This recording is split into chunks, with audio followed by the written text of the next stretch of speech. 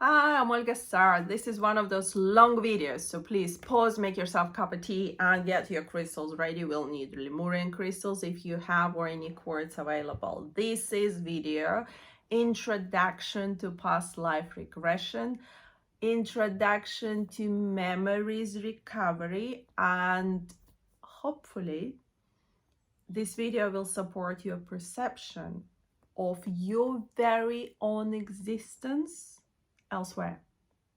I'm super excited, as always, whenever I talk about these topics that are so dear and important to my heart, to my very soul existence here on earth. I get so excited. I'm so happy for you because you'll watch this video and you'll get so much information. It's incredible. If you've ever considered doing past life regression or memory recovery process, this video is for you.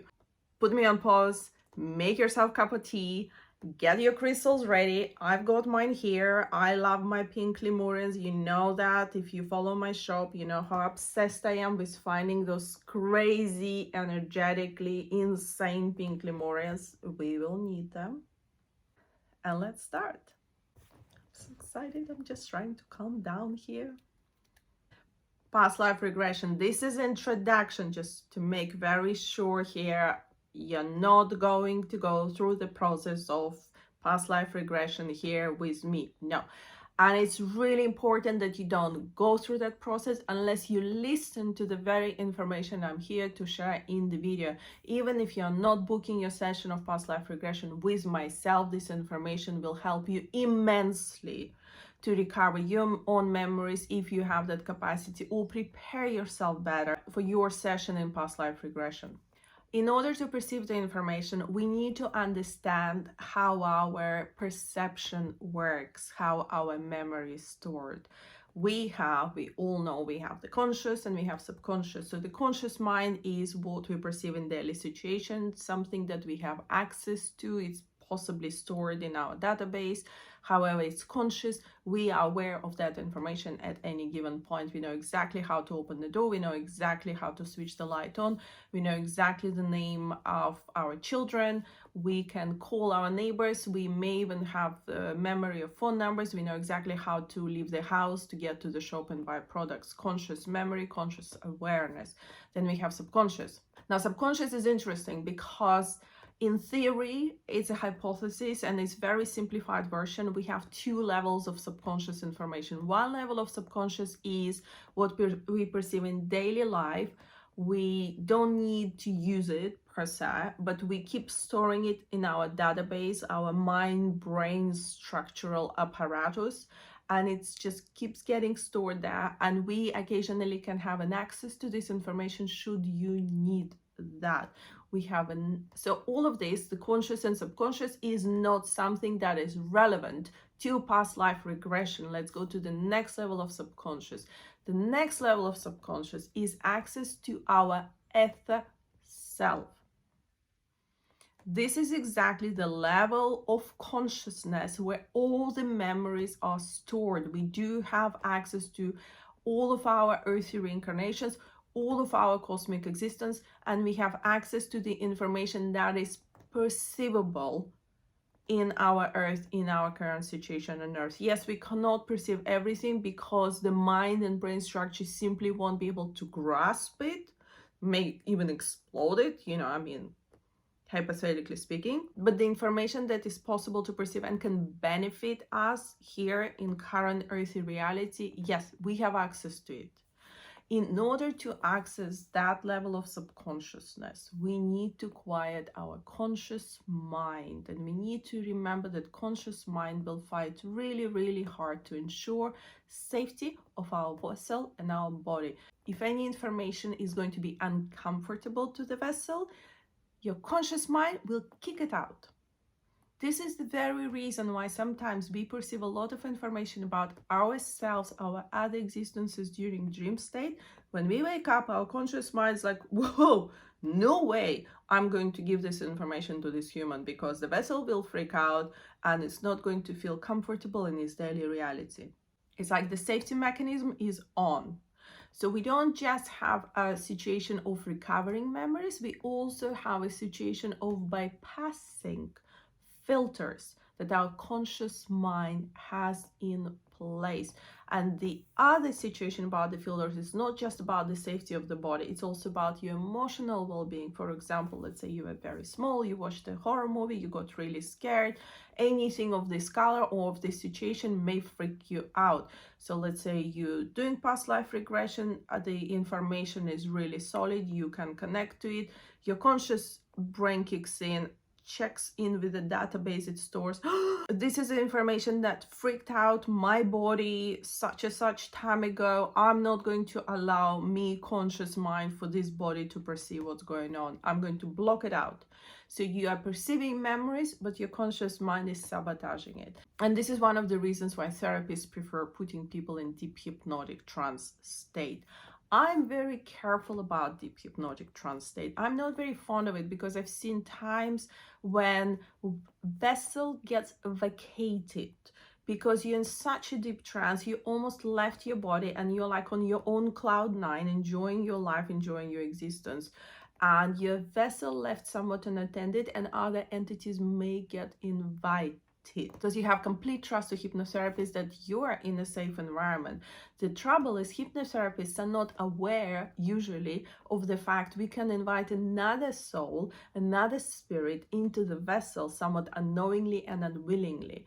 When I work with past life regression, I put you in a very gentle, relaxed state because for me, the trick is about switching off your conscious mind and about bypassing the blocks your conscious mind has in store for you. With that in mind, let's go a little bit further. How to switch off your conscious mind. I'm not talking about the blocks just yet because it's a little bit more complex, but your just ordinary conscious mind that we work with on a daily basis. You need to learn not to think. And I know it sounds crazy. I understand. But it is your analytical mind that's attached to your consciousness that forces your energetic self being too entangled in your body. You're more physical than spiritual every time your analytical mind kicks in. And I want to be very clear here. If your work is analytical during your work time, you are the physical being that you are. We have to ensure that our body is provided with safety. We have to ensure that we allow ourselves to function as a human being in this body, in this physical vessel. So please, don't go crazy here and, oh, Olga told me I want to be spiritual because I don't want to think anymore. You need to have a balance. You need to have a balance of yourself being spiritual, and you need to have a balance of allowing yourself to have this full human experience. And if your body is not having enough of these human experiences, it sabotages you. It will create you problems. You will have diseases. You have pains, aches, headaches. Oh boy, it can come up with all sorts of resources to debilitate you, to make sure you're not even capable of performing spiritual work. So please, you have to make sure that you keep your body happy. Let me put it differently. Your body has a life of its own. In one of the videos, I mentioned organic artificial intelligence. It has an apparatus, it has its own safety switches on, and you want to look after it. If occasionally it wants, weirdly enough, a meal that you never eat, let's say you never eat Chinese food and you have a craving for it, you just give it to the body.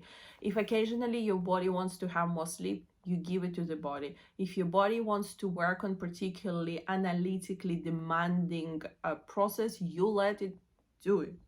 When your spiritual work happens, let's say you assign an hour a day to do that, or if you're a particularly busy lifestyle and you run several businesses, you allow a few hours a week. During that time is when you train not to think. You don't involve your conscious mind. If you don't know how to shut it up, there's a very simple, very basic exercise that just works the treat. You breathe in, you concentrate on the temperature of the air, you breathe in. You breathe out, you concentrate on the temperature of the air, you breathe out. And you have a sensory concentration, your mind switches off. It's almost like your body needs to pay attention to what's happening. That way you can practice switching off your mind gently. Eventually you'll grasp the ability how to quiet your conscious mind. Once you reach that state, we need to work on bypassing your blocks. Now, bypassing blocks is slightly time-consuming process in the sense that you need to train your body not to be scared. You need to train your mind not to freak out from new information that comes your way. This is why I highly recommend crystals, because often what you can do, instead of trying to perceive information directly, you can hold a crystal and you can imagine you're talking to the crystal. The crystals, if they're alive, they have an energetic construction and they can mirror your thought process, and they also have access to another database. So you can relax, it's called crystal gazing. You look within and you allow for information to come into your mind, because it doesn't come from you directly, so to speak. Your blockages that conscious mind has in store for you, they'll be bypassed, because it's not you telling yourself this is what's happening in my life. It's a crystal, and you know, if I am a healthy operated human being, obviously that sounds crazy, you know, so why not? I will listen to this information. Sounds cool, right? So you have Lemurian crystals that you can talk to. You can work with squares, you can work with spheres. Spheres are amazing for this kind of process to bypass your blocks. And the size doesn't really matter, it's on your connection. You can work with a slightly smaller crystal. It's more about how you feel towards the crystal, and if the crystal makes you feel, I can perceive so much more. That's the key aspect you're looking for in the crystal. Working with crystals is exactly training your mind on perceiving information, bypassing blocks that you have in store, created by your conscious and subconscious mind. Maybe not, you have heard of situation that we have, I call it training platform, another kind of dimension present within our Earth dimension. Many call it as a ginormous spaceship. This is our training platform where those who reincarnate onto the earth for the first time go through training, so they understand what physicality is about. They also learn what it means to be a human, not quite tangibly because they're still not in a human vessel. They have the preparatory work in process. This platform is really cool and important because you have part of it is about training. Like you literally have rooms where you have a suit, a body vessel, you learn to operate, you have treadmills, you learn to exercise, work out, see what it means to actually use this body as a car kind of situation. And then you have lots of other aspects, but you have one that is really, really important.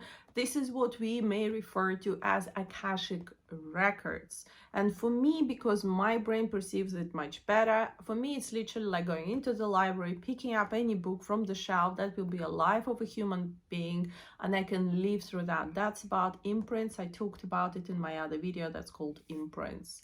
They are very important to us because we can live through a life of someone else and learn all of that they've learned without going through their actual life. And it's very beneficial for many of Starseeds and those humans who are ready to progress on to next level. They may come to this training platform as well, and usually what you get like a little card with names of people you may want to go through their lives to experience what they did, because you pick up the character traits they've acquired during their life.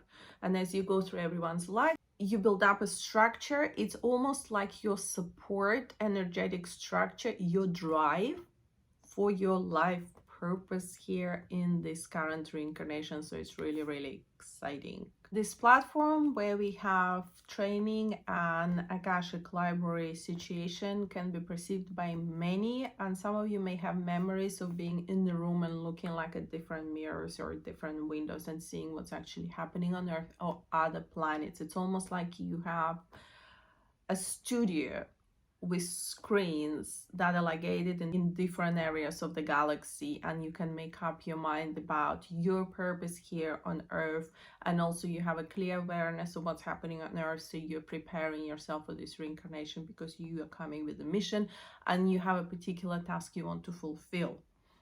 Accessing the Akashic library is quite easy. You just need to relax, hold your crystals, and imagine that you're going into the library through the crystal, and literally pick up a book with any name you want and try to experience their life. This is like a mini pre-training, and it's really great because you can do it by yourself. You don't need any help. And also when you do that, that will spark some of the memories that are assigned to you specifically.